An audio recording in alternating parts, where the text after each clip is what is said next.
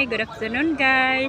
Ito ako nagpunta dito sa Saikong din ito, malapit sa seaside. Ito mga flowers. Oh, hanggang doon mga flowers. Wow. Yun. Mga flowers. Mahilig talaga ako sa flowers. Uy. Mahilig ako. Flowers talaga. Pinuntahan ko talaga dito kasi gusto ko yung mga video ko klase-klase lang para hindi nakakasawa. Yon dito mayroon dito African DC ito, African DC ito, mana to yan, mga African DC yan.